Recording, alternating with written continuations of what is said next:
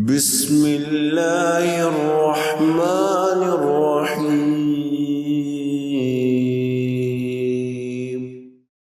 نحمده ونصلي على رسوله الكريم اعوذ باللہ من الشیطان الرجیم بسم اللہ الرحمن الرحیم رب اشرح لي صدری ویسر لي امری واحلل عقدۃ من لسانی یفقہوا قولی۔ ہمارا یہاں ایک سیشن چل رہا تھا جس میں ہم نے حضور اکرم صلی اللہ علیہ وسلم کے حوالے سے سیکھا کہ آپ صلی اللہ علیہ وسلم قیامت والے دن کس طرح حوض کوثر پر اپنی امت کا استقبال کریں گے، اور وہ حدیث ہم دہرا لیتے ہیں۔ اور اس حدیث میں ہم نے یہ سیکھا تھا کہ قیامت والے دن حوض کوثر پر امت مسلمہ میں سے سب سے پہلے جو لوگ پہنچیں گے، جو گروہ پہنچے گا، وہ فقراء مہاجرین کا ہوگا۔ دوسرے نمبر پر ہم نے سیکھا تھا کہ یمن والے ہوں گے، اور اس کے بارے میں حدیث کو ذرا دہرا لیتے ہیں۔ حدیث پڑھنے کی بھی اپنی ایک برکت ہے، سننے کی بھی۔ تو اس میں حضور اکرم صلی اللہ علیہ وسلم فرماتے ہیں، اور یہ صحیح حدیث ہے، اور اس حدیث کے مطابق آپ صلی اللہ علیہ وسلم کا ارشاد ہے کہ جب قیامت کا دن ہوگا اور میں حوض کوثر پر اپنے امت کا استقبال کرنے کے لیے کھڑا ہوں گا، میں حوض کوثر پر تم لوگوں کا پیش خیمہ ہوں گا، سب سے پہلے فقراء مہاجرین پہنچیں گے جن کے سر دھول سے اٹے ہوئے ہوں گے، اور اس کے بعد اہل یمن والے جو ہیں وہ حضور اکرم صلی اللہ علیہ وسلم کے حوض کوثر پر پہنچیں گے۔ اور آپ صلی اللہ علیہ وسلم نے فرمایا کہ پھر میں، اب جو حدیث کے الفاظ ہیں وہ یہ ہیں، حدیث کے الفاظ ہیں انی اطرد الناس عنہ، میں حوض کوثر سے دیگر لوگوں کو ہٹاؤں گا، غیر اہل الیمنی، اہل یمن والوں کے علاوہ، یعنی میں ان کو آگے کروں گا اور یمن والوں کو میں آگے کر کے باقیوں کو وہاں سے ہٹاؤں گا کہ ابھی پہلے یہ پہنچے۔ اور پھر فرمایا کہ میرے ہاتھ میں جو عصا ہوگا میں اسے زمین پر چشمے کے پاس ماروں گا، حوض کوثر کے پاس ماروں گا، یہاں تک کہ وہاں سے پانی پھوٹ نکلے گا اور وہ پانی ان پر بہہ جائے گا، یعنی وہ قیامت والے دن پورے کے پورے اس پانی میں جو ہے وہ بھیگ جائیں گے۔ تو یہ یمن والوں کی فضیلت ہے کہ حضور اکرم صلی اللہ علیہ وسلم ایک خاص انداز سے ان کا استقبال کریں گے، اور پھر ان کو اتنا زیادہ وہ پانی ملے گا کہ نہ صرف وہ پئیں گے بلکہ وہ اس میں نہا بھی جائیں گے۔ اور ظاہر ہے کہ قیامت والے دن کی سختیوں اور قیامت والے دن کی گرمی اور قیامت والے دن کی جو تپش ہے، اس میں اس پانی کا ملنا غنیمت ہوگا۔ اور آپ صلی اللہ علیہ وسلم فرماتے ہیں کہ پھر جو میرے حوض سے پیے گا اس کے بعد اس کو دوبارہ پیاس نہیں لگے گی۔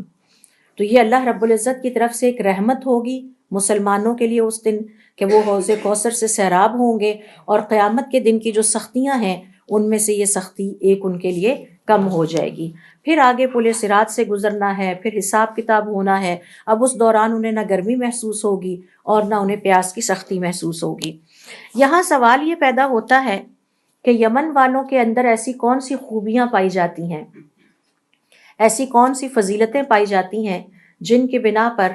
انہیں قیامت والے دن اتنا بڑا رتبہ عطا کیا جائے گا کہ وہ حضور اکرم صلی اللہ علیہ وسلم کے حوض کوثر پر دوسرے نمبر پر پہنچیں گے، اور حضور اکرم صلی اللہ علیہ وسلم ان کے لیے باقی لوگوں کو پرے پرے ہٹائیں گے کہ ان کو آگے کر دیا جائے اور باقی ذرا بھی پیچھے ہو جائیں، اور پھر حوض کوثر پر وہ سیراب ہی ہو جائیں گے اور پانی ان کے اوپر پورے کا پورا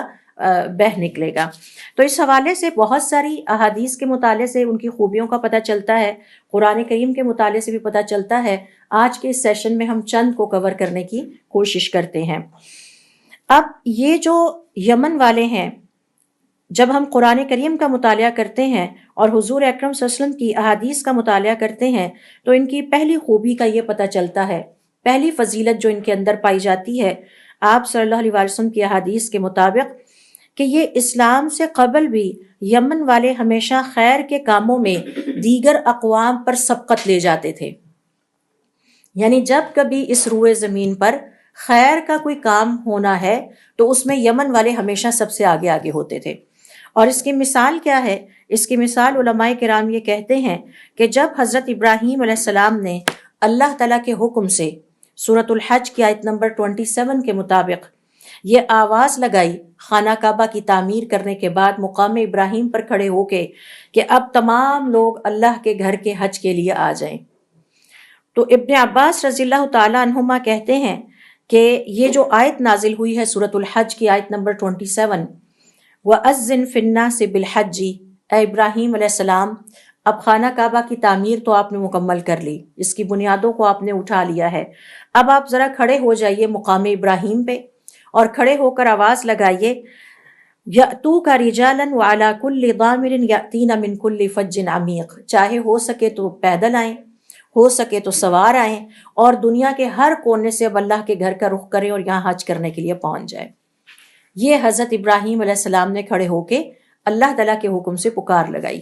اور روایت میں آتا ہے کہ جب حضرت ابراہیم علیہ السلام نے خانہ کعبہ کی تعمیر مکمل کر لی اور اللہ تعالیٰ نے انہیں حکم دیا کہ اب وہ مقام ابراہیم پہ کھڑے ہو کر، اور یہ مقام ابراہیم کی اہمیت ہے کہ یہاں کھڑے ہو کر اب پوری دنیا کے انسانوں کو مخاطب کرتے ہوئے آواز لگائیں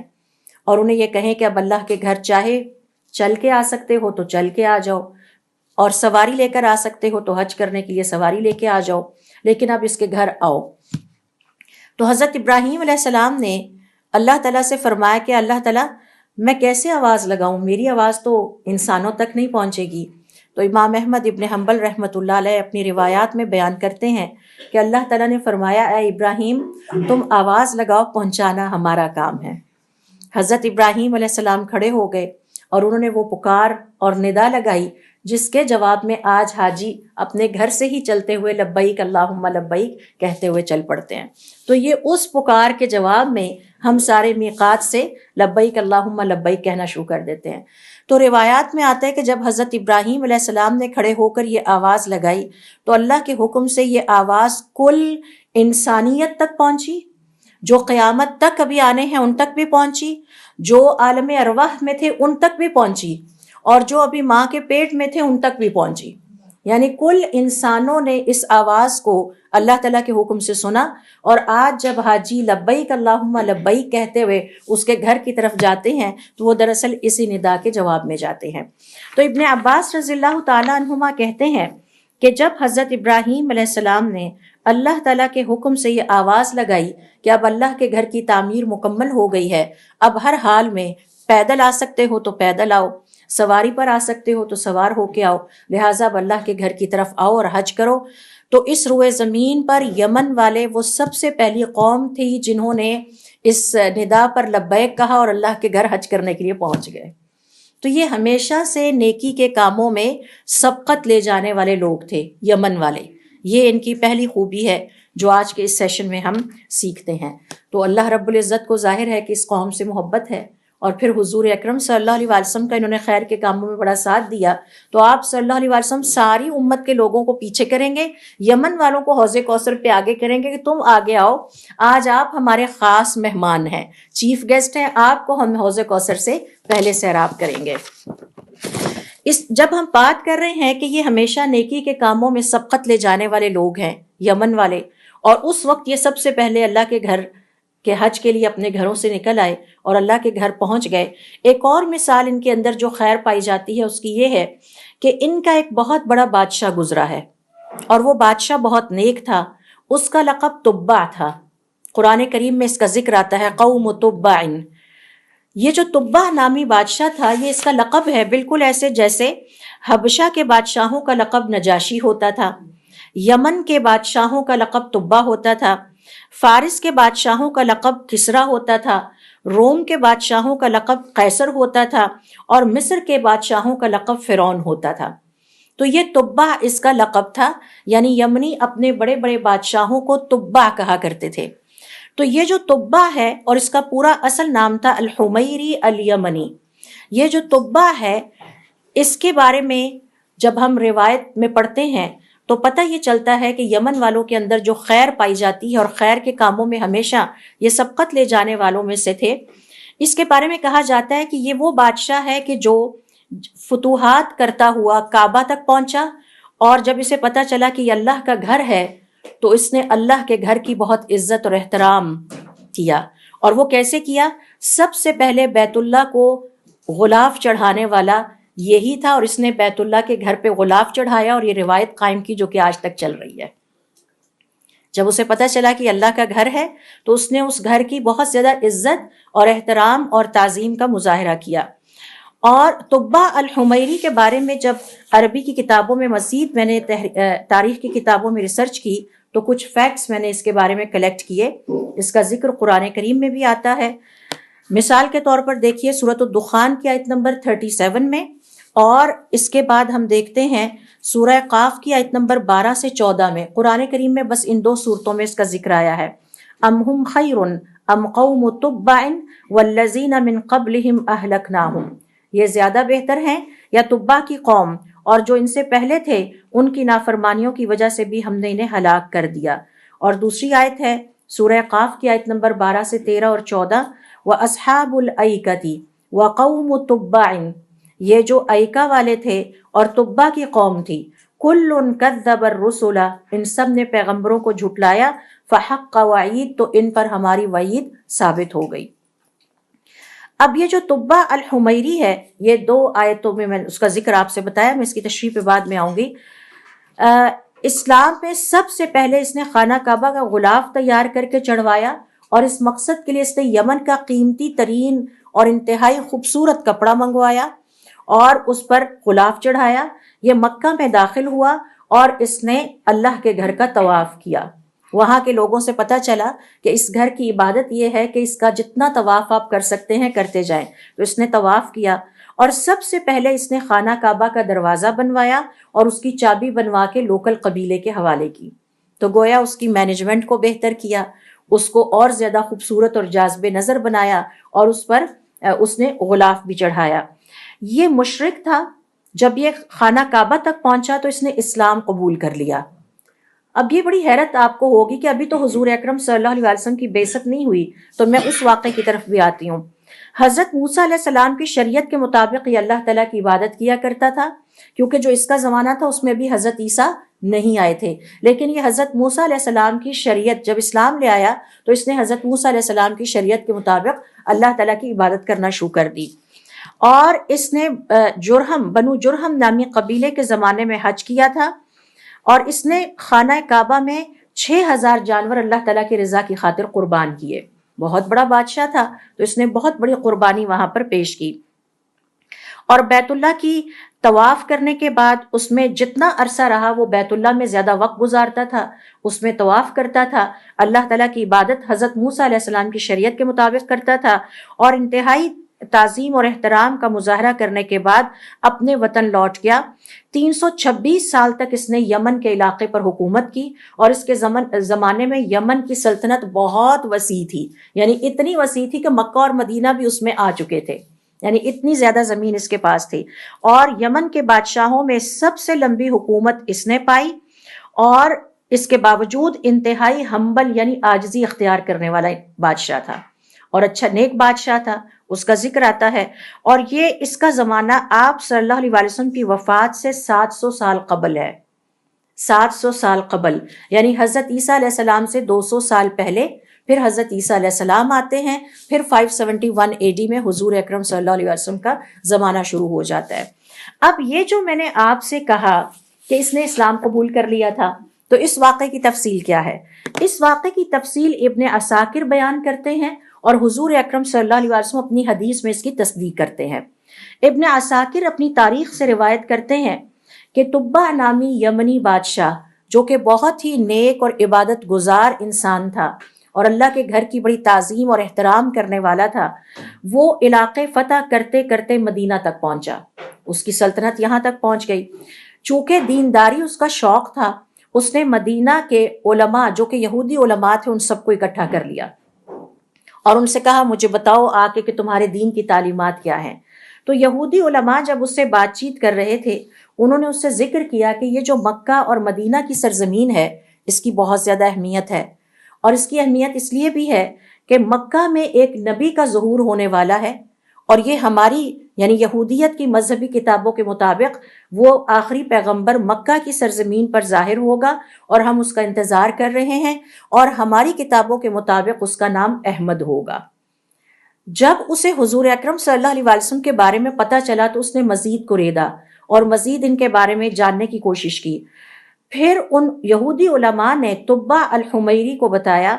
کہ ہو سکتا ہے کہ ہم اپنی زندگی میں یا تم اپنی زندگی میں اس کو نہ پا سکو تو بعد میں ہماری اولادیں اس کو پا جائیں۔ تو تبع الحمیری نے اس وقت حضور اکرم صلی اللہ علیہ وسلم سے 700 سال پہلے کہا اگر میں ان کو پا جاؤں تو میں سب سے پہلے ان پر ایمان لاؤں گا اور میں ان کی تصدیق کروں گا اور میں ان کی تائید کروں گا اور میں ان کی ہر ممکن مدد کروں گا۔ اور ساتھ یہودیوں سے کہا تم مکہ اور مدینہ کی سرزمین چھوڑ کر نہ نکلنا، اس زمین پر بیٹھے رہو، جب وہ پیغمبر آ جائے تو میں تمہیں وصیت کرتا ہوں کہ اس کی تصدیق کرنا، اس کی تائید کرنا، اسے ہر طرح سے سپورٹ کرنا، اور اگر تمہارے زمانے میں وہ ظاہر نہ ہو تو اپنی اولادوں کے لیے وصیت چھوڑ جاؤ کہ بچوں جب ہمارے بعد وہ نبی ظاہر ہو جائے تو تم نے اس پر ایمان لانا ہے، میں تو اس پر ابھی سے ایمان لاتا ہوں۔ چونکہ اس کے اندر خیر کا پہلو پایا جاتا تھا، دینداری سے محبت رکھتا تھا، دینداری کی وجہ سے اس نے اللہ کے گھر کی تعظیم اور احترام کا بڑا جو ہے وہ اظہار کیا، بیت اللہ کا غلاف چڑھوایا، 6000 جانور قربان کیے، جتنا عرصہ روایات کے مطابق ہے وہ مکہ اور مدینہ کی سرزمین پہ رہا، اس کا دن کا زیادہ حصہ اللہ کی عبادت کرتے ہوئے بیت اللہ میں گزرتا تھا، اور وہ حضرت موسیٰ علیہ السلام کی شریعت کے مطابق اللہ تعالیٰ کی عبادت کرتا تھا، کیونکہ وہ زمانہ ہی حضرت موسیٰ علیہ السلام کی شریعت کا تھا۔ ابھی نہ حضرت عیسیٰ علیہ السلام آئے تھے، نہ حضور اکرم صلی اللہ علیہ وسلم آئے تھے۔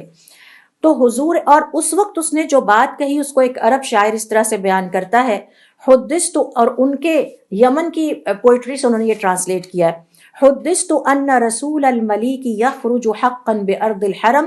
مجھے بتایا گیا ہے کہ ایک پیغمبر کا ظہور ہونے والا ہے جو حرم شریف کی سرزمین پر ظاہر ہوگا۔ وَلَوْ مُدَّ دَهْرِي إِلَى دَهْرِهِ، اگر مجھے اللہ تعالیٰ نے اتنا وقت دے دیا کہ میرا وقت اس کے زمانے سے مل جائے، لَكُنْتُ وَزِيرًا لَهُ وَابْنُ عَمٍّ، تو میں سب سے پہلے اس کو سپورٹ کروں گا اور میں اس کی تائید کروں گا۔ تو نہ صرف اس نے اس بات کا اظہار کیا کہ میں اس کو سپورٹ کروں گا، بلکہ یہودیوں کو تاکید کی، یہ بہت اہم بات ہے، اس زمین سے نہ نکلنا، اس پیغمبر کا انتظار کرنا، اس پر ایمان لانا، اس کی تصدیق کرنا، اس کی تائید کرنا، اور اگر تم ایسا نہ کر سکو اور چلے جاؤ، اس دنیا سے انتقال کر جاؤ، تو اپنی اولادوں کو وصیت کر جانا۔ حضور اکرم صلی اللہ علیہ وسلم اپنی ایک حدیث میں فرماتے ہیں، لا تسبوا تبعا، تبع کو برا بھلا نہ کہو، فإنہ کان قد اسلم، وہ تو اس وقت اسلام لے آیا تھا جب اب میری بعثت بھی نہیں ہوئی تھی۔ ہوا کیا کہ جب ان آیات کی تلاوت کی گئی، سورۃ الدخان کی آیت نمبر 37، آپ صلی اللہ علیہ وسلم نے اپنے ساتھیوں کے سامنے، صحابہ کرام رضوان اللہ علیہم اجمعین کے سامنے کی، ام ہم خیر، یہ زیادہ بہتر ہیں، ام قوم تبع، یا تبع کی قوم، یہاں تبع کا نہیں کہا، قوم کا کہا، والذین من قبلہم اہلکناہم، اور جو ان سے پہلے گزرے ہیں ان کو بھی ہم نے اسی طرح سے ہلاک کر دیا تھا۔ تو تبع کی قوم نے اللہ تعالیٰ کی نافرمانی کی، تبع نے نہیں کی تھی۔ تو جب ساتھیوں نے یہ بات سنی تو انہوں نے کہا وہ تبع بھی ایسی ہی قوم تھی، تو آپ نے فرمایا نہیں، لا تسبوا تبعا، تم تبع نامی یمنی بادشاہ کی مذمت نہ کرو، وہ تو اسلام لے آیا تھا، اس کی قوم اسلام نہیں لائی تھی۔ تو یہ یمن والوں میں جو ایک اور خیر کی نشانی پائی جاتی ہے وہ یہ کہ اتنا بڑا بادشاہ ہو، اور آپ جانتے ہیں کہ قرآن کریم میں کئی بادشاہوں کا ذکر ملتا ہے، اچھے اور نیک بادشاہوں کا ذکر بھی ملتا ہے۔ حضرت سلیمان علیہ السلام بھی بہت بڑے بادشاہ تھے، اور اللہ نے بڑی یونیک قسم کی بادشاہت، ان کو بڑی منفرد قسم کی بادشاہت عطا کر رکھی تھی۔ حضرت داؤد علیہ السلام بھی بڑے عبادت گزار بادشاہ تھے، ان کے بارے میں روایات میں آتا ہے کہ وہ ایک دن روزہ رکھتے تھے اور ایک دن چھوڑتے تھے، اور اللہ تعالیٰ کے بہت عبادت گزار تھے۔ تو جب اللہ تعالیٰ کسی کو نواز دے اور اس کے باوجود وہ عاجزی اختیار کرے، اللہ رب العزت کا فرما بردار بن جائے اور اللہ تعالیٰ کی عبادت کے راستے پر لگ جائے، تو یہ خوبی اللہ تعالیٰ کو بھی بہت پسند ہے۔ ورنہ عموماً کیا ہوتا ہے کہ جب انسان کے پاس دولت آتی ہے تو یہ دولت اسے اللہ کی نافرمانی کے راستے پر لگا دیتی ہے، فضولیات پر انسان پیسہ خرچ کرتا ہے، اسراف کرنے لگتا ہے اور اللہ تعالیٰ کی نافرمانیاں شروع کر دیتا ہے۔ تو تبع کی تعریف کرتے ہوئے آپ صلی اللہ علیہ وسلم نے اس کے اسلام کی گواہی دی۔ شیخ البانی کہتے ہیں کہ آپ صلی اللہ علیہ وسلم نے اس کے اسلام کی گواہی دی کہ اس کو برا نہ کہو، اس کی قوم نے اللہ کی نافرمانی کی تھی، وہ تو اس وقت اسلام لے آیا تھا جب ابھی میری بعثت بھی نہیں ہوئی تھی۔ تو اور تبع کے زمانے میں، جو کہ یمن کا بہت بڑا بادشاہ گزرا ہے، اور یمن کے بادشاہوں کی تاریخ میں سب سے بڑا بادشاہ یہ تھا، اور سب سے طویل حکمرانی اس نے پائی، اور سب سے زیادہ بڑے علاقے پر اس نے حکمرانی کی تھی۔ یعنی آپ دیکھیے کہ جو موجودہ سعودی عرب کا علاقہ ہے یہ بھی اس کے زمانے میں یمن ہی تھا سارے کا سارا. تو 326 سال. اور آپ جانتے ہیں کہ اس وقت انسانوں کی عمریں بہت طویل ہوا کرتی تھیں. یہ تو حضور اکرم صلی اللہ علیہ وسلم کی امت میں آ کے عمریں جو ہیں وہ بہت چھوٹی ہوتی چلی گئی ہیں. آپ صلی اللہ علیہ وسلم اپنی ایک حدیث میں فرماتے ہیں میری امت کی عمریں 60 سال تک ہیں، کم ہی ہیں جو اس سے اوپر جائیں. بس یہ میکسیمم ایج ہے جو حضور اکرم صلی اللہ علیہ وسلم کی امت کو ملی ہے. تو یہ اہل یمن کی ایک اور خوبی ہے کہ ان کے ہاں ایک نیک بادشاہ کا ظہور ہوا کہ جس نے اتنی نیکی کے کام کیے. پھر اس کے بعد اما عائشہ رضی اللہ تعالی عنہ کہتی ہیں کان تبع رجلا صالحا، تبع نامی یمنی بادشاہ نیک آدمی تھا. الا ترى ان اللہ عز وجل ذم قومه، کیا تم نہیں دیکھتے کہ اللہ تعالیٰ نے ان کی قوم کی مذمت کی، ولم یذمه، لیکن تبع کو برا بھلا نہیں کہا. تو یہ اہل یمن کی ہم خوبیوں کا ذکر کر رہے ہیں. ابن عساکر بکار ابن عبداللہ سے روایت کرتے ہیں کہ میں نے وہب ابن منبہ کو فرماتے ہوئے سنا کہ حضور اکرم صلی اللہ علیہ وسلم نے کہا تبع کی مذمت بیان نہ کرو. ہم نے کہا کیوں؟ آپ صلی اللہ علیہ وسلم نے فرمایا یا ابا عبداللہ وما کان اسعد کان علی دین ابراہیم، اے ابو عبداللہ اس کا دین کیا تھا؟ وہ دین ابراہیمی کے مطابق اپنی زندگی گزارتا تھا. تو اس نے دین ابراہیمی پر اپنی زندگی گزاری، حضرت موسیٰ علیہ السلام کی شریعت کے مطابق اپنی زندگی گزاری. اور جب اسے حضور اکرم صلی اللہ علیہ وسلم کے بارے میں پتہ چلا تو اس نے بہت زیادہ تاکید کی کہ اب آپ لوگوں نے خیال رکھنا ہے اور اس پر ایمان لے آنا ہے، اور میں تو ابھی سے ایمان کا اعلان کرتا ہوں. تو یہ ہیں وہ ساری خوبیاں جو کہ ہمیں پتہ چل رہی ہیں یمن والوں کے اندر جو خیر پائی جاتی ہے.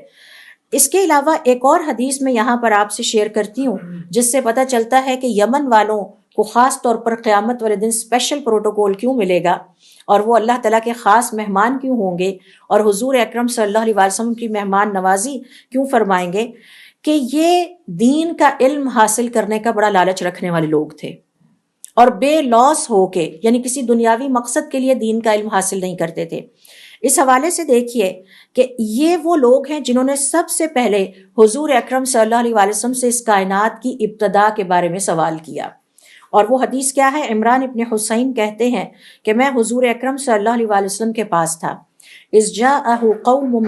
من بنی تمیمہ، تو بنی تمیم کے پاس سے ان کے پاس ایک قوم آئی اور انہوں نے کہا، یعنی بنو تمیم کے کچھ افراد آئے تو آپ صلی اللہ علیہ وسلم نے بنو تمیم کے افراد کو مخاطب کرتے ہوئے فرمایا اقبلوا البشرا یا بنی تمیمہ، اے بنو تمیم والو میری طرف سے ایک خوشخبری قبول کرو. بنو تمیم والوں نے کہا بشرتنا، خوشخبری آپ نے دے دی ہے، فاعطنا، اب ہمیں کچھ مال بھی دے دیجئے. تو فوراً مال کا مطالبہ کر دیا. ہر مسلمان ایک درجے پر تو نہیں ہوتا. فدخل ناس من اہل الیمن، اسی اثنا میں یمن سے کچھ لوگ حضور اکرم صلی اللہ علیہ وسلم کے پاس آ کر بیٹھے. فقال، تو آپ صلی اللہ علیہ وسلم نے وہی بات ان سے بھی کہی، اقبلوا البشرا یا اہل الیمن، اے یمن والو میری طرف سے خوشخبری قبول کرو. اذ لم یقبلھا بنو تمیم، بنو تمیم نے تو اس خوشخبری کو قبول نہیں کیا. یعنی انہوں نے پوچھا نہیں کہ وہ خوشخبری کیا ہے اور فوراً کہا اچھا چلیں خوشخبری ہو گئی اب کچھ مال بھی ذرا دینا ہمیں. تو یہ ہوتا ہے کہ دین قبول کرنا مال کی خاطر یا کسی دنیاوی فائدے کی خاطر. تو آپ صلی اللہ علیہ وسلم نے وہی پیشکش اہل یمن کو کی. قالو، تو ذرا اہل یمن کا جواب سن لیجئے کہ یہ افضل کیوں ہے اور حوض کوثر پر دوسرے نمبر پر کیوں پہنچیں گے. قبلنا، ہم آپ کی خوشخبری قبول کرتے ہیں. جئناک لنتفقہ فی الدین، ہم تو آپ کے پاس آئے ہی اس لیے ہیں کہ دین کا علم حاصل کریں، دین کی سمجھ بوجھ حاصل کریں. وَلِنَسْأَلَكَ، اور آج ہم آپ سے خاص طور پر ایک سوال کرنا چاہتے ہیں. عن اول هذا الامر ما کان، کہ اس کائنات کی ابتدا اور آغاز کیسا تھا. تو دیکھیے یمن والوں کا رسپانس دیکھیں اور بنو تمیم والوں کا رسپانس دیکھیں. اور یمن والے اس خوشخبری کو قبول بھی کر رہے ہیں، اس کے بدلے میں کوئی دنیاوی لالچ بھی نہیں رکھتے اور مزید علم بھی حاصل کرنا چاہتے ہیں کیونکہ وہ جانتے ہیں کہ اس وقت وحی نازل ہو رہی ہے، ہمیں بہت سارے سوالوں کا جواب مل سکتا ہے جو کہ کسی کو نہیں پتا. قال، تو آپ صلی اللہ علیہ وسلم نے ان سے فرمایا کان اللہ، پہلے صرف اللہ تھا، ولم یکن شیء قبلہ، اور اللہ سے پہلے کچھ نہیں تھا، صرف اللہ تعالیٰ کی ذات تھی. وکان عرشہ علی الماء، اور اللہ تعالیٰ کا عرش پانی پر تھا. ثم خلق السماوات والارض، پھر اللہ تعالیٰ نے آسمانوں اور زمین کو پیدا کیا. وکتب فی الذکر کل شیء، اور پھر اللہ تعالیٰ نے ایک بڑی کتاب میں ہر چیز مقدر کر دی، لکھ دی. ٹھیک ہے جی. تو اب اس سے بھی آپ دیکھیے کہ اہل یمن کا رسپانس اسلام کے لیے اور حضور اکرم صلی اللہ علیہ وسلم کے لیے اور دین کے لیے کیسا تھا، اور اس کے مقابلے میں بنو تمیم جو پاس ہی رہتے تھے ان کے حالات کیا تھے، جو دور سے یمن سے آتے تھے اور آ کے دین سیکھنے کا شوق رکھتے تھے، ان کے اندر یہ خیر تھی. پھر اسی طرح سے ایک اور حدیث میں آپ سے شیئر کرتی ہوں، اور وہ حدیث کے راوی ہیں ابو ہریرہ رضی اللہ تعالیٰ عنہ. ابو ہریرہ رضی اللہ تعالیٰ عنہ کا نام آپ نے بہت زیادہ سنا ہوگا، سب سے زیادہ حدیث ان سے روایت ہوتی ہیں. آپ جانتے ہیں کہ ابو ہریرہ رضی اللہ تعالیٰ عنہ کون تھے؟ ان کا تعلق قبیلہ دوس سے تھا، جس کا تعلق یمن سے تھا. حضرت ابو ہریرہ رضی اللہ تعالیٰ عنہ نے سرزمین یمن پر جنم لیا، وہیں پلے بڑھے، اور پھر بعد میں حضور اکرم صلی اللہ علیہ وسلم کے بارے میں سنا تو آ کر اسلام قبول کیا، اور اپنے آپ کو ٹوٹلی دین اسلام کے سیکھنے کے لیے اور احادیث کا علم سیکھنے کے لیے وقف کر دیا. ان کا کوئی اور مشغلہ نہیں تھا، کوئی اور کام نہیں تھا، وہ صرف ایک ہی لالچ اور حرص رکھتے تھے کہ میں نے حضور اکرم صلی اللہ علیہ وسلم سے احادیث سیکھنی ہے اور سکھانی ہے. تو یہ جو ابو ہریرہ رضی اللہ تعالیٰ عنہ ہیں، ان کا تعلق بھی سرزمین یمن سے ہے. تو آپ دیکھیے کہ سرزمین یمن کو کتنے فخر حاصل ہیں، کتنے فخر حاصل ہیں. اب یہ جو ابو ہریرہ رضی اللہ تعالیٰ عنہ کہتے ہیں کہ میں نے حضور اکرم صلی اللہ علیہ وسلم کو مخاطب کرتے ہوئے ایک سوال کیا، اور ذرا ان کے سوالات کی نوعیت بھی دیکھیے کہ علم حاصل کرنے کا لالچ کتنا زیادہ ہے. یا رسول اللہ من اسعد الناس بشفاعتک یوم القیامت، قیامت والے دن آپ کی سفارش پانے والے خوش قسمت ترین انسان کون ہوں گے؟ اگین دیکھیے سوال کیسا ہے. فقال النبی صلی اللہ علیہ وسلم، حضور اکرم صلی اللہ علیہ وسلم نے جواب میں ارشاد فرمایا، لقد ظننت یا ابا ہریرہ اللہ یسألنی عن هذا الحدیث احد اول منک، مجھے پتا تھا اے ابو ہریرہ مجھ سے اس حدیث کے بارے میں تم سے پہلے کوئی اور سوال نہیں کرے گا. تم کرو گے تو کرو گے، کوئی اور نہیں کرے گا. استاد کو بھی پتا ہوتا ہے کہ میرا کون سا طالب علم کے لیے شوق رکھتا ہے، اور اگر اتنا کریٹیکل اور چیلنجنگ کوسچن آیا تو وہ کس کی طرف سے آئے گا. اس کے بعد اور یہ گویا آپ صلی اللہ علیہ وسلم ان کا دین کا علم سیکھنے اور نت نئی باتیں سیکھنے اور سوال کرنے کی جو ارج ہے اس کو انڈورس کر رہے ہیں، اس کی تائید کر رہے ہیں. اس کے بعد آپ نے فرمایا، لما رأیت من حرصک علی الحدیث، میں دیکھتا ہوں کہ تم حدیث کا علم حاصل کرنے کا بڑا لالچ رکھتے ہو. تو گویا آپ صلی اللہ علیہ وسلم اس بات کی تائید کر رہے ہیں کہ تمہارے اندر ابو ہریرہ یہ بہت بڑی کوالٹی اور خوبی پائی جاتی ہے. اور اگین ابو ہریرہ کون ہے؟ یمن والوں میں سے ہیں. پھر آپ صلی اللہ علیہ وسلم نے فرمایا، اسعد الناس بشفاعتی یوم القیامت من قال لا الہ الا اللہ خالصتا من قلبہ، قیامت والے دن ہر وہ مسلمان جو خالص دل کے ساتھ لا الہ الا اللہ کہتا ہے اور پھر اس پر عمل کرتا ہے، وہ میری سفارش کو پائے گا. پھر اسی طرح سے یمن والوں کی ایک اور خوبی دیکھیے، ابھی ہم پہلی فضیلت پہ ہی بات کر رہے ہیں. وہ خوبی کیا ہے؟ آپ صلی اللہ علیہ وسلم کی حدیث ہے، اور اس کے راوی کون ہے؟ انس ابن مالک رضی اللہ تعالیٰ عنہ. اور کیا آپ جانتے ہیں کہ انس ابن مالک رضی اللہ تعالیٰ عنہ کا تعلق بھی یمن سے تھا؟ یعنی حضور اکرم صلی اللہ علیہ وسلم کے ارد گرد کے بار صحابہ کرام جو کہ دین کا علم سیکھنے کے لیے جنہوں نے اپنے آپ کو ڈیڈیکیٹ کر رکھا تھا، ان میں سے تقریباً 80% کا تعلق یمن سے تھا، 80% کا تعلق سرزمین یمن سے تھا. تو یہ انس ابن مالک کہتے ہیں کہ حضور اکرم صلی اللہ علیہ وسلم کے پاس میں بیٹھا ہوا تھا، جب آپ کے پاس یمن والے آئے، آپ صلی اللہ علیہ وسلم نے فرمایا، یہ یمن والے تمہارے پاس آ گئے ہیں. اس روئے زمین پر مصافحہ کرنے کی روایت سب سے پہلے انہوں نے ڈالی تھی. یعنی اس سے پہلے یمن والوں سے پہلے کوئی آپس میں ملتے ہوئے ایک دوسرے سے مصافحہ نہیں کرتا تھا. انہوں نے یہ روایت ڈالی تھی کہ آپس میں جب ایک دوسرے کو ملتے تھے تو ہاتھ ملاتے تھے. اور آپ جانتے ہیں کہ اس چیز کو ہماری شریعت بھی انڈورس کرتی ہے، اس کی تائید کرتی ہے، اور بلکہ اس پہ بہت زیادہ اجر و ثواب رکھا گیا ہے، کیونکہ اس سے مسلمانوں کی آپس میں محبت بڑھتی ہے. کمیونٹی بلڈنگ کے لیے یہ بہت خوبصورت جیسچر ہے، اور اللہ تعالیٰ کو یہ پسند ہے کہ مسلمان ایک دوسرے کے ساتھ اپنی محبت کا اظہار کریں اور ایک دوسرے کے قریب رہیں. اور آپ جانتے ہیں کہ حدیث میں آتا ہے کہ جب دو مسلمان ملتے ہیں اور وہ مصافحہ کرتے ہیں تو ان کے ہاتھ الگ ہونے سے پہلے ان کے تمام گناہوں کی مغفرت کر دی جاتی ہے. بہت بڑی عبادت ہے. لیکن اس کا آغاز کس نے کیا تھا؟ یمن والوں نے کیا تھا۔ تو آپ دیکھیے کہ یمن والوں کے اندر اللہ تعالیٰ نے کتنی خیر رکھی ہے، اور یہی وجہ ہے کہ قیامت والے دن حوض کوثر پر ان کا خاص استقبال ہوگا، اور ان کی خاطر حضور اکرم صلی اللہ علیہ وسلم باقی لوگوں کو پرے کریں گے اور ان کو آگے کریں گے کہ آپ لوگ آگے آئیں، اور پھر ان کو صرف برتنوں میں پلایا نہیں جائے گا بلکہ ان کے لیے عصا ماریں گے اور وہاں سے ایک اور چشمہ پھوٹ پڑے گا اور وہ پانی پورے کا پورا ان کے اوپر بہہ جائے گا۔ تو یہ اسپیشل پروٹوکول ہے جو کہ یمن والوں کو ملے گا۔ پھر اسی طرح سے یمن والوں کی دوسری فضیلت کی طرف آتے ہیں۔ ابھی تو ہم نے پہلی فضیلت کے بارے میں بات کی ہے کہ یہ ہمیشہ خیر کے کاموں میں دوسری اقوام پر سبقت لے جانے والے ہیں۔ تو ہم نے دیکھا طبا الیمنی حضور اکرم صلی اللہ علیہ وسلم پر اس وقت ایمان لے آیا 732 سال پہلے، خیر کے کاموں میں سبقت، اور پھر اس نے اپنی یہودیوں سے، علماء سے کہا یہاں ٹک کے بیٹھے رہو اور اس پیغمبر کا انتظار کرو، اور اگر وہ تمہارے دور میں نہ آئے بچوں کو بتا کے جاؤ کہ وہ آئے گا، اور اس کی آپ لوگوں نے، یعنی اسے اتنی فکر تھی اور اس کو اتنا شوق تھا اور اتنی چاہت تھی آپ صلی اللہ علیہ وسلم کے لیے اور پھر اللہ کے گھر کے لیے۔ سب سے پہلے اس نے غلاف تیار کر کے چڑھوایا، 6000 جانور قربان کیے اور اس کا طواف کرتا رہا۔ تو نیکی کے کاموں میں اس روئے زمین پر جو قوم دیگر اقوام پر سبقت لے جاتی ہے وہ یمنی ہے۔ اور پھر بنو تمیم کو حضور اکرم صلی اللہ علیہ وسلم خوشخبری دیتے ہیں، وہ کہتے ہیں اچھا چلے یہ بات تو ہوگی، اب لائیے مال کی بات کریں، ہمیں کیا دیں گے، دین قبول کرنے پر ہمیں کیا ملے گا؟ اور یمن والے کہتے ہیں ہم تو آئے ہی آپ کے پاس اس لیے تھے کہ ہم آپ سے دین سیکھیں اور آپ سے دین کا علم حاصل کریں، اور صرف یہ نہیں، آج تو ہم ایک خاص سوال بھی آپ کے پاس لے کے آئے ہیں۔ اور پھر آپ دیکھیے کہ میں نے جو کبار صحابہ کرام کا تعارف آپ سے کروایا، ان کا بھی تعلق سرزمین یمن سے ہے۔ تو یہ ہے ان کی وہ خوبی کہ یہ ہمیشہ خیر کے کاموں میں دیگر اقوام پر سبقت لے جاتے ہیں۔ اللہ کے گھر کو حضرت ابراہیم علیہ السلام کی پکار پر حج کرنے کے لیے بھی سب سے پہلے یہی پہنچے تھے۔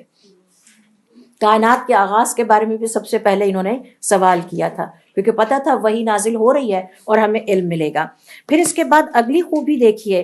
جس کا ذکر حضور اکرم صلی اللہ علیہ وسلم اپنی حدیث میں کرتے ہیں، اور یہ بہت ساری احادیث ہیں، تقریباً یہ 16-17 کے قریب احادیث ہیں، لیکن میں صرف یہاں پر ایک یا دو آپ سے شیئر کروں گی وقت کے مطابق۔ آپ صلی اللہ علیہ وسلم بیٹھے ہوئے تھے کہ اتنے میں آپ کے پاس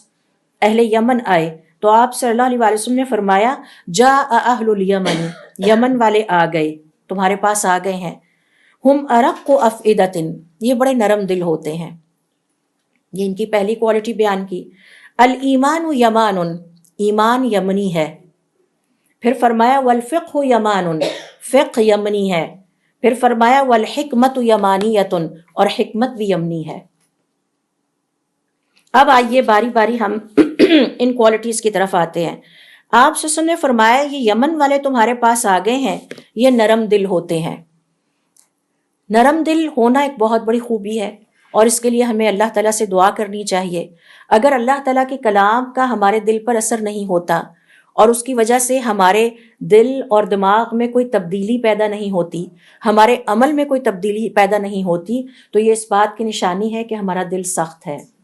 کیا وجہ ہے کہ حضرت عمر رضی اللہ تعالیٰ عنہ گھر سے اپنی بہن کو قتل کرنے کے ارادے سے نکلتے ہیں کہ وہ اسلام قبول کر کے اس نے ہمیں شرمندہ کر دیا پوری دنیا میں، اور جا کے بہن کے گھر کے دروازے پر کھڑے ہوتے ہیں اور بہن کی قرآن کریم کی تلاوت کی آواز آتی ہے، اور ان کے دل پر اتنی نرمی تھی کہ وہ اتنا اثر کر جاتی ہے کہ جو قتل کرنے گھر سے نکلے تھے وہ اسلام لے آتے ہیں، دل کی دنیا ہی بدل گئی۔ تو نرم دلی ایک بہت بڑی کوالٹی ہے۔ اگر کوئی انسان نرم دل کا ہے تو یہ اس کے پاس اللہ رب العزت کی بہت بڑی نعمت ہے۔ اور علماء کرام کا یہ کہنا ہے، نرم دلی کی اہمیت اس مثال سے سمجھیں کہ اگر زمین نرم ہوتی ہے اور اس کے اوپر بارش برستی ہے اور وہ بارش کا پانی اس زمین میں جذب ہوتا ہے تو کیا ہوگا؟ اس زمین میں ہریالی اور سبزہ زیادہ ہوگا، اور عین ممکن ہے پھل بھی نکل آئے، اور وہ زمین نہ صرف انسانوں کے لیے خوبصورت ہو جاتی ہے، نفسیاتی طور پر انہیں فائدہ دیتی ہے، بلکہ چرند پرند بھی وہاں سے کھائیں گے اور سب انجوائے کریں گے۔ تو اسی طرح سے اگر مومن کا دل نرم ہے اور اس پر بارش کی مثال کیا ہے؟ اللہ کے کلام اور اللہ تعالیٰ کے دین کا اثر ہوتا ہے، تو وہ بہت بڑی خوش قسمتی ہے۔ وہ اثر پھر اس کے سوچ کو بدلتا ہے، اور وہ اثر پھر اس کے عمل میں بھی نظر آنے لگتا ہے، اس کے عمل میں امپرومنٹ آتی ہے، بہتری آتی ہے، وہ ہر روز اپنے آپ کو پہلے سے زیادہ بہتر کرتا چلا جاتا ہے۔ لیکن اگر زمین سخت ہے اور زمین دل کی مانند ہے، تو سخت زمین کے اوپر، چٹیل زمین کے اوپر جب بارش کا پانی پڑتا ہے تو زمین کو اس سے کوئی فائدہ نہیں ہوتا، وہ پانی ادھر ادھر بہہ جاتا ہے۔ تو اسی طرح سے اس مسلمان کا دل ہے جس کا دل سخت ہو جائے، جس کے پاس اللہ کی کتاب ہو، جس کے پاس حضور اکرم صلی اللہ علیہ وسلم کی حدیث ہو، لیکن اسے کبھی خیال بھی نہ آئے کہ میں ان کو کھولوں پڑھوں، اور اگر وہ سن لے تو اس پہ کوئی اثر بھی نہ ہو، نہ اس کے عمل میں کوئی تبدیلی آئے، نہ اس کے دل اور دماغ میں کوئی چینج آئے، تو یہ سخت دل ہونے کی نشانی ہے۔ تو یمن والوں کی نرم دلی کی مثال یہ ہے کہ تبہ الحمیری کو جب پتہ چلا یہ اللہ کا گھر ہے تو اس کے طور طریقے بدل گئے، اس نے اس گھر کا احترام اور اس کی عزت کرنی شروع کر دی، اس کا غلاف تیار کروایا، بیت اللہ کا طواف کیا۔ حضور اکرم صلی اللہ علیہ وسلم کے بارے میں سنا تو نرم دل انسان تھا، فوراً ایمان لے آیا اور تاکید کی کہ اگر میرا زمانہ آیا اور اس میں آپ سے آئے تو میں تو ان پر ایمان لے آؤں گا، ان کی تصدیق کروں گا، اور اگر ہمارے زمانے میں وہ نہ آئے تو پھر آپ لوگ اس کی تائید اور تصدیق کرنا اور اپنی اولادوں کو بھی وصیت کر جاؤ۔ تو اللہ تعالیٰ کے حکم کو سن کر اگر آنکھوں میں آنسو آ جاتے ہیں، اللہ تعالیٰ کے کلام کو اور حضور اکرم صلی اللہ علیہ وسلم کی احادیث کو سن کر اگر دل میں خواہش پیدا ہو جاتی ہے کہ میں اپنے آپ کو تبدیل کروں، تو یہ نرم دلی کی نشانی ہے۔ اور آپ جانتے ہیں، اگین میں آپ کو مثال دوں گی، جو حبشہ کا بادشاہ نجاشی تھا ایک نرم دل انسان تھا۔ جب اس نے جعفر ابن طیار سے باتیں سنی اور جب سورہ مریم کی تلاوت سنی تو اس کا دل بدل گیا۔ یہ دل بدلتا ہے تو انسان بدلتا ہے، اگر دل نہیں بدلتا تو انسان بھی کبھی نہیں بدلتا، یہ نرم دلی کی نشانی ہے۔ تو اہل یمن کے بارے میں فرمایا کہ یہ نرم دل ہوتے ہیں، نرم دل ہوتے ہیں تو خیر کے کاموں میں سب سے پہلے پہنچ جاتے ہیں، اور نرم دل انسان کے دل پر اللہ تعالیٰ کے حکم کا اور اللہ تعالیٰ کے کلام کا اثر سب سے زیادہ ہوتا ہے۔ جن پر اثر نہیں ہوتا انہیں فکر کرنا چاہیے، یہ سخت دلی کی نشانی ہے۔ پھر فرمایا الایمان یمان، ایمان یمنی ہے۔ اس کا کیا مطلب ہے کہ ایمان یمنی ہے؟ اس سے مراد علماء کرام کا یہ کہنا ہے، اس حدیث کی تشریح بیان کرتے ہوئے وہ کہتے ہیں کہ جغرافیائی اعتبار سے ایمان یمنی ہے، کیونکہ ایمان اور حکمت دونوں مکہ سے نکلے ہیں، اور مکہ تہامہ کی سرزمین پر واقع ہے، اور تہامہ سرزمین یمن میں داخل ہے، اور یہ ساری زمین اس زمانے میں تبہ الحمیری کے علاقے میں داخل تھی۔ تو جغرافیائی اعتبار سے آج بھی مکہ سرزمین تہامہ پہ واقع ہے، اور تہامہ کو یمن کا حصہ سمجھا جاتا ہے، ٹھیک ہے؟ تو اس لیے ایمان اور حکمت یمنی ہے۔ اور اس کا ایک مطلب یہ بھی ہے کہ یمن پر میں جو قبیلے آباد تھے ان میں سے ایک قبیلہ تھا بنو جرہم۔ بنو جرہم نامی قبیلہ آب زمزم کے پاس ہجرت کر کے یمن سے آب زمزم کے پاس آ کے مکہ المکرمہ میں اللہ کے گھر کے پاس آباد ہو گیا۔ بنو جرہم قبیلے میں حضرت اسماعیل علیہ السلام کی شادی ہوتی ہے، کیونکہ وہاں پر حضرت اسماعیل علیہ السلام اپنی والدہ کے ساتھ رہ رہے تھے، اور ان سے پھر جو اولاد چلی وہ قبیلہ قریش کہلائی۔ تو حضور اکرم صلی اللہ علیہ وسلم کا دودیالی تعلق بنتا ہے، آپ یوں سمجھ لیجئے، یمن سے۔ تو ایمان کی جو جڑ ہے وہ یمن ہے، سمجھ رہے ہیں؟ پھر اسی طرح سے یمن کی سرزمین سے کچھ لوگ نکلے اور جا کے مدینہ میں سیٹل ہو گئے، کچھ قبائل،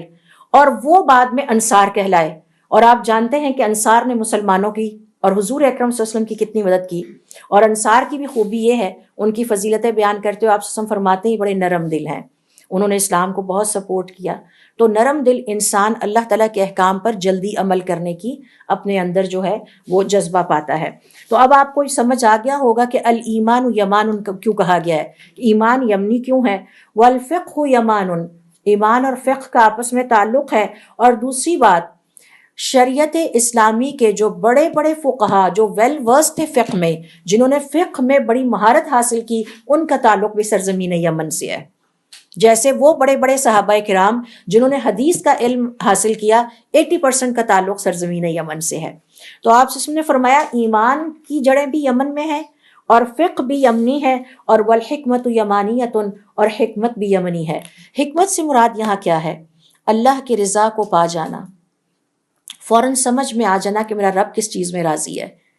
یہ بھی یمنیوں کے اندر خوبی پائی جاتی ہے۔ آپ دیکھیں کہ ابھی جب یہ غزہ اور فلسطین والا مسائل شروع ہوئے تھے تو اس میں صرف دنیا کا ایک مسلم سپہ سالار تھا جس نے سامنے آ کے یہ کہا کہ ہم اس کی مذمت کرتے ہیں، اور یمن کے پاس سے جو بحری راستہ گزرتا ہے آج کے بعد اسرائیل کا کوئی جہاز وہاں سے نہیں گزرے گا، اور انہوں نے وہ راستہ بند کر رکھا ہے۔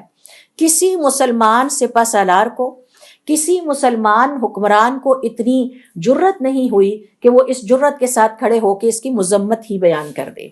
سب سے پہلے انہوں نے، حالانکہ وہ غریب سی قوم ہے، بیچارے بھوک کے مارے ہوئے ہیں، اور وہ کمزور سا ایک سپہ سالار، آپ نے سوشل میڈیا پہ ان کی ویڈیو دیکھی ہوگی کہ جس میں وہ کہہ رہا ہے کہ ہمارے جو بحری راستے ہیں وہ آج کے بعد اس وجہ سے اسرائیل کے راستوں کے لیے، اسرائیل کے جہازوں کے لیے بند ہیں کہ انہوں نے ہمارے فلسطینی بھائیوں اور بہنوں پر اور بچوں پر بہت ظلم ڈھایا ہے۔ تو اس وقت بھی ان کے ظلم کے خلاف دنیا میں سب سے پہلے جس قوم نے آواز بلند کی وہ یمنی ہے۔ ٹھیک ہے، اب ان کو بھی مارنا ہے، ظاہر ہے یہ تو جنگ بڑھتی چلی جائے گی، آگے چل کے ہم دیکھیں گے۔ اور پھر اس کے بعد دیکھیے کہ اہل یمن کی ایک اور جو خوبی بیان کرتے ہیں، فضیلت بیان کرتے ہیں کہ یہ بڑے فقہ میں بڑے ماہر ہیں اور دین کے علم میں ان کی مہارت بہت زیادہ ہے۔ ابن رجب رحمۃ اللہ علیہ فرماتے ہیں، آپ صلی اللہ علیہ وسلم کی حدیث کا مطلب یہ ہے کہ ابو موسیٰ الاشعری رضی اللہ تعالی عنہ، جو کہ قرآن کریم کے علوم پر بہت دسترس رکھتے تھے، اور ان کا پورا قبیلہ بہت شوق اور چاہت کے ساتھ رات کو جب کھڑا ہو کر قیام اللیل میں قرآن کریم کی تلاوت کی آواز اس کی آتی تو صحابہ کرام کہتے ہیں ہمیں دور سے یوں محسوس ہوتا سفر کرتے ہوئے، گزرتے ہوئے، جیسے مکھیوں کی بھنبھناہٹ ہو رہی ہو۔ تو وہ آواز، یعنی پورے قبیلے کی عادت تھی کہ رات کے وقت، ابو موسیٰ الاشعری رضی اللہ تعالیٰ عنہ کے قبیلے کی عادت تھی کہ یہ رات کے وقت قیام اللیل میں قرآن کریم کی کثرت سے تلاوت کرنے والے تھے۔ اور ابو موسیٰ الاشعری رضی اللہ تعالیٰ عنہ ان صحابہ کرام میں سے ایک ہیں جن کا قرآن کریم کی تلاوت عمدہ تھی، بہترین تجوید کے ساتھ تھی، اور اس کی تفسیر اور اس کی تمام چیزوں پر آپ کو دسترس حاصل تھی۔ تو یہ یمن والوں کی ایک اور خوبی ہے جو کہ سامنے آتی ہے۔ اور پھر آپ صلی اللہ علیہ وسلم نے قبیلہ ابو موسیٰ الاشعری رضی اللہ تعالیٰ عنہ کے قبیلے کی ایک اور تعریف کی کہ یہ آپس میں ایک دوسرے کی اجتماعی کفالت کا بڑا خیال رکھتے ہیں۔ یعنی اگر ان کے قبیلے کے کسی ایک فرد کو کوئی فائنینشیل پرابلم پیش آ جائے تو اسے اپنے قبیلے سے باہر نہیں نکلنا پڑتا۔ ان کا سردار کیا کرتا تھا کہ وہ اسے پتا چلتا کہ میرے قبیلے کے فلاں بندہ آج بھوکا ہے تو وہ ایک چادر بچھاتا اور اس چادر میں سب سے پہلے اپنی طرف سے غلہ ڈالتا اور پھر اپنے قبیلے میں پکار لگاتا تم سب کے پاس جو کچھ ہے وہ لے آؤ تاکہ ہم اپنے اس بھائی کی مدد کریں۔ پھر وہ سارے اس چادر میں ڈالتے جاتے، وہ باندھ کے گٹھڑی بنا کے اس ضرورت مند کے حوالے کر دیتا۔ الاشعری قبیلے کا کوئی فرد کبھی اپنی حاجت مانگنے کے لیے اپنے سردار کے علاوہ کسی کے پاس نہیں گیا۔ تو سچی بات ہے کہ ہمارے اندر یہ خوبی ہونی چاہیے، ہمیں پتہ ہونا چاہیے کہ ہمارے خاندان کے لوگوں کے حالات کیا ہیں، اور ہم ان کی جو مدد کر سکتے ہوں ہم ان کی پہلے خود کرنے کی کوشش کریں، اس سے پہلے کہ وہ نکلیں اور لوگوں کے پاس جا کے مانگنا شروع کریں۔ تو یہ ساری خوبیاں یمن والوں کے اندر پائی جاتی ہیں۔ ان کے ہاں اجتماعی کفالت کا نظام بہت مضبوط تھا۔ تو ابن رجب رحمۃ اللہ علیہ فرماتے ہیں کہ ابو موسیٰ الاشعری اور بڑے بڑے علماء کا تعلق یمن کی سرزمین سے تھا، جیسے کہ ابو مسلم الخولانی، اویس القرنی، وہب ابن منبہ، اور اس کے علاوہ میں کچھ اور نام بھی آپ کے ساتھ شیئر کرتی ہوں، اور بہت سارے نام ہیں، چند صرف میں آپ کے ساتھ یہاں شیئر کر رہی ہوں۔ ابی ابن کعب کا نام آپ نے بہت سنا ہوگا رضوان اللہ علیہ مجمعین۔ ثابت ابن قیس کا نام آپ نے سنا ہوگا رضی اللہ تعالی عنہ۔ حذیفہ ابن یمان کا نام آپ نے سنا ہوگا، اور دحیہ الکلبی نامی صحابی کا ذکر رضی اللہ تعالی عنہ۔ حسان ابن ثابت بہت مشہور صحابی ہیں، سرزمین یمن سے ان کا تعلق تھا، اور اس کے بعد سعد ابن معاذ کا نام آپ نے بہت سنا ہوگا، انس ابن مالک، اور تو اور عدی ابن حاتم جو کہ حاتم تائی کا بیٹا تھا اور حضور اکرم صلی اللہ علیہ وسلم کے ہاتھ پر ایمان لایا، اور آپ جانتے ہیں کہ حاتم عربوں کے ہاں سخاوت میں مشہور ہے، اور وہ عرب نہیں تھا، اس کا تعلق سرزمین یمن سے تھا۔ تو آپ یہ دیکھیے کہ اہل یمن کے اندر کتنی خوبیاں ہیں جو پائی جاتی ہیں، جس کی وجہ سے انہیں قیامت والے دن حوض کوثر پر اسپیشل پروٹوکول ملے گا۔ اس حوالے سے میں یہاں پر ایک چھوٹا سا قول آپ سے شیئر کروں گی۔ ابن عمر الخطاب ایک دفعہ اپنے ساتھیوں کے ساتھ بیٹھے ہوئے تھے، اور ان میں یمن والے بھی بیٹھے ہوئے تھے۔ تو ابن عمر الخطاب رضی اللہ تعالیٰ عنہ نے سب سے سوال کیا، من اجود العربی، عربوں میں سخی ترین انسان کون گزرا ہے؟ قالوا حاتم الطائی، انہوں نے کہا جی حاتم الطائی تو یمن والا تھا۔ پھر حضرت عمر رضی اللہ تعالیٰ عنہ نے پوچھا کہ عربوں میں بہترین شاعر کون گزرا ہے جس کے پائے کا پلے کا کوئی شاعر نہیں تھا؟ آپ کو جواب دیا گیا امرؤ القیس ابن حجر الکندی، وہ بھی ایک یمنی تھا، یعنی بہترین عرب شاعر بھی ایک یمنی تھا۔ پھر انہوں نے سوال کیا من فارسہا، عربوں میں بہادر ترین انسان کون گزرا ہے؟ آپ کو جواب ملا عمرو ابن معدی کرب، وہ بھی ایک یمنی تھا، یعنی جس نے اپنے جہاد میں اور جنگوں میں جس نے اپنی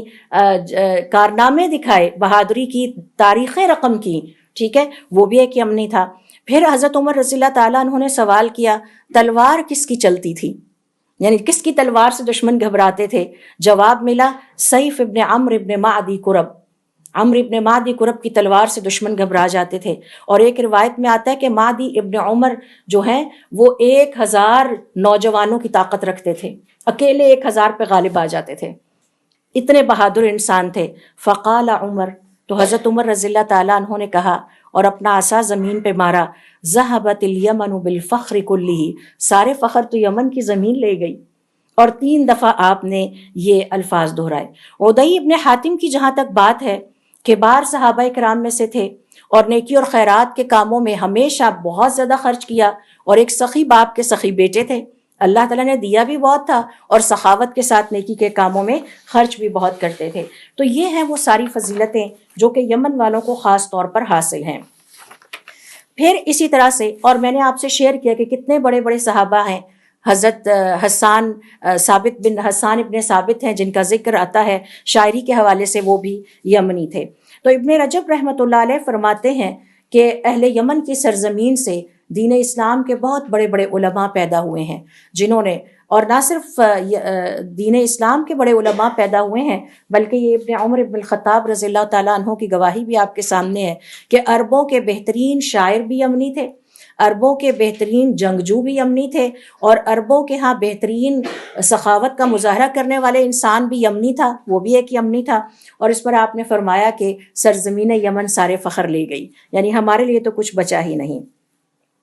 اسی طرح سے یمن والوں کی ایک اور فضیلت یہ ہے کہ یہ نرم دل ہوتے ہیں اور اللہ کی مخلوق پر شفقت کرنے والے ہوتے ہیں، اور اللہ تعالیٰ کی اطاعت گزاری اور اللہ تعالیٰ کی فرما برداری بہت تیزی کے ساتھ کرنے والے ہیں۔ سوچ میں نہیں پڑتے، سوچتے نہیں کہ یہ بات مانیں گے یہ نہیں مانیں گے، یہاں اپنی چلائیں گے، نہیں، یہ فوراً جب اللہ کا حکم آتا ہے اس پر عمل کر ڈالتے ہیں۔ تو جب اللہ تعالیٰ کی طرف سے پکار آئی کہ حج کے لیے نکل آؤ، تو سب سے پہلے یمن کے لوگ نکلے اور بیت اللہ پہنچ گئے، طواف کرنے کے لیے پہنچ گئے۔ تو یہ ان کے اندر بہت بڑی خوبی پائی جاتی ہے۔ آپ صلی اللہ علیہ وسلم فرماتے ہیں جاء اہل الیمن، یمن والے تمہارے پاس آ گئے، ہم ارق قلوبا، یہ بڑے نرم دل ہے کیونکہ اللہ کے کلام کا ان پر اثر بڑی جلدی ہوتا ہے، وَأَضْعَفُ أَفْئِدَةً، ان کے دل بڑے نرم ہوتے ہیں، وَأَنْجَعُ طَاعَةً، بڑی تیزی کے ساتھ یہ اللہ تعالیٰ کی اطاعت گزاری کرتے ہیں، وَأَسْمَعُ طَاعَةً، سنتے ہی عمل کرنا شروع کر دیتے ہیں،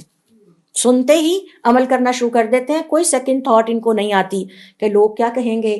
اور ہمارے بچے کیا کہیں گے اور ہمارا خاندان کیا کہے گا، نہیں، یہ سنتے ہی اللہ کے حکم پر عمل کرنا شروع کر دیتے ہیں۔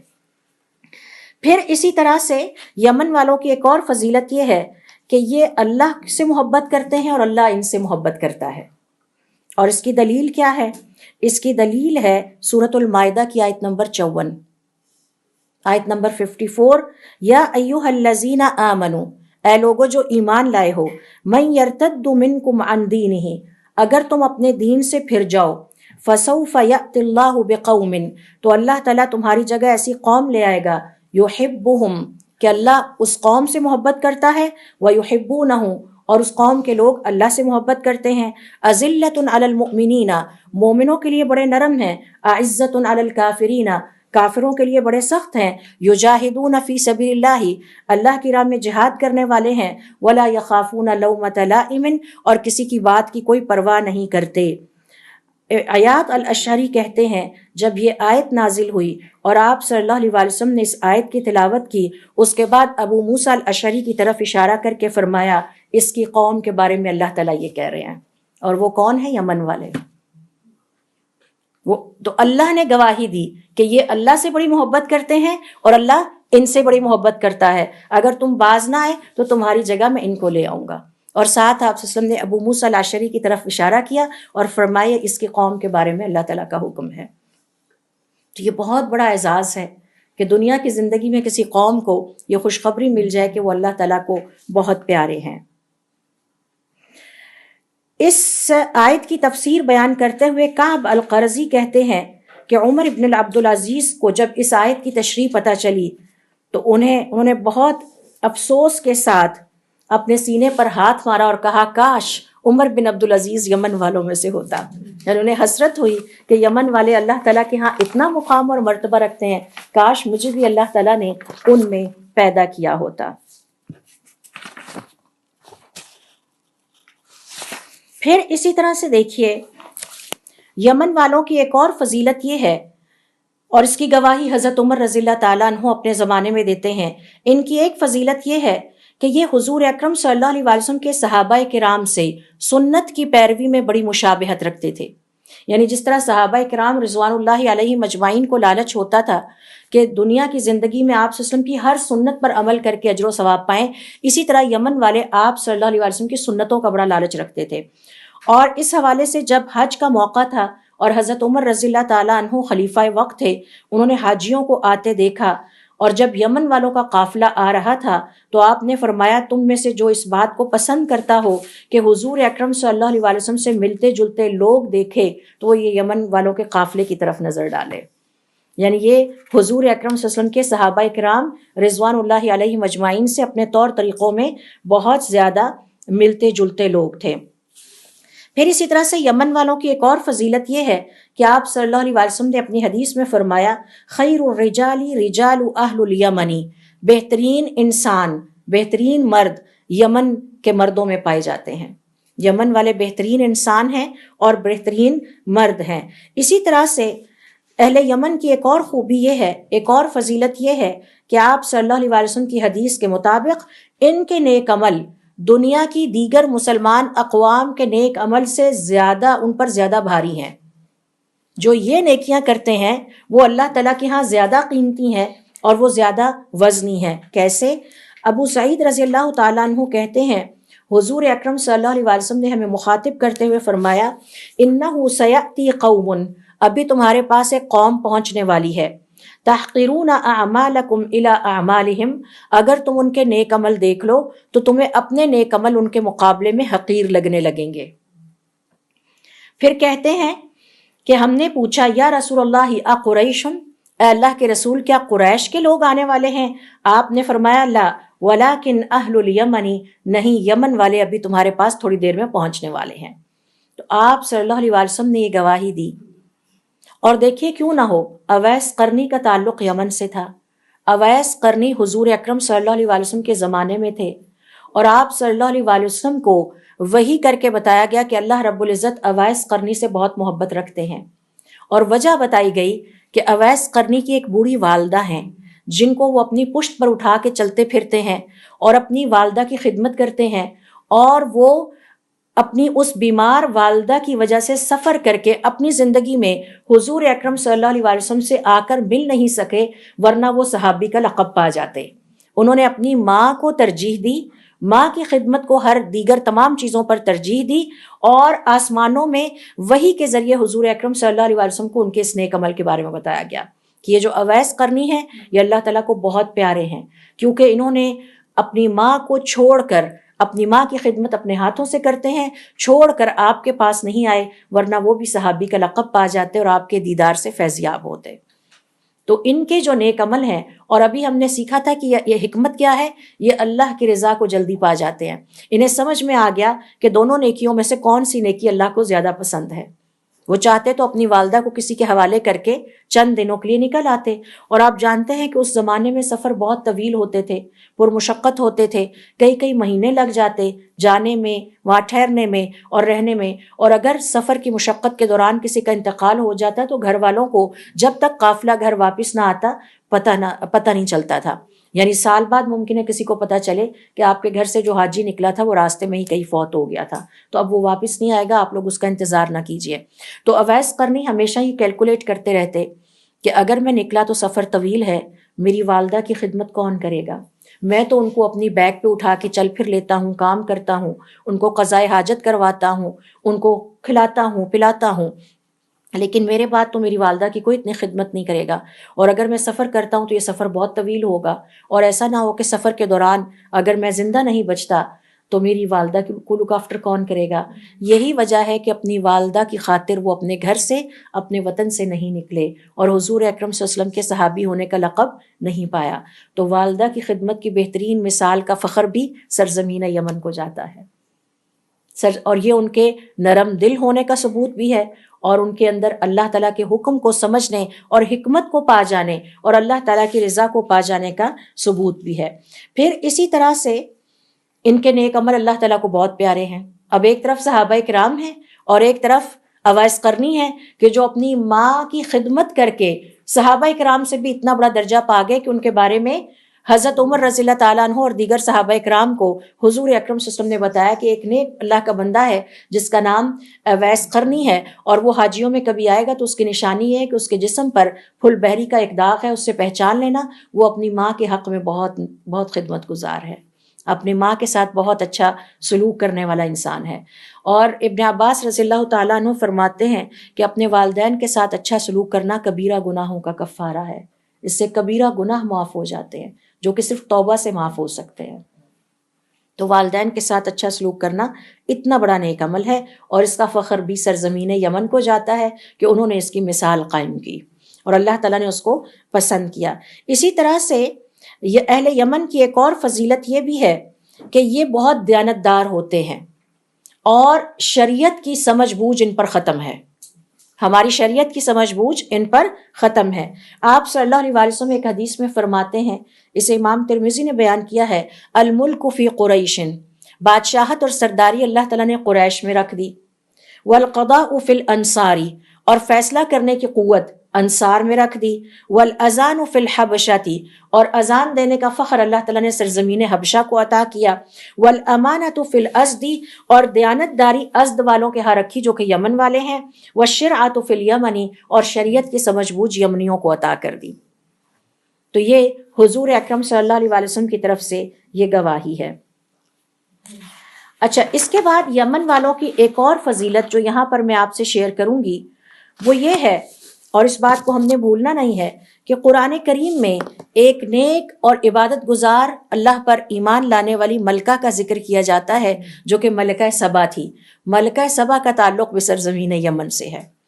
اور قرآن کریم میں اللہ رب العزت نے جو اس کی تعریف بیان کی ہے، آیت بھی میں آپ کو بھی پڑھ کے سناتی ہوں. اس کے بارے میں روایات کہتی ہیں کہ ملکہ سبا انتہائی سنجیدہ، عقل مند اور بردبار خاتون تھی،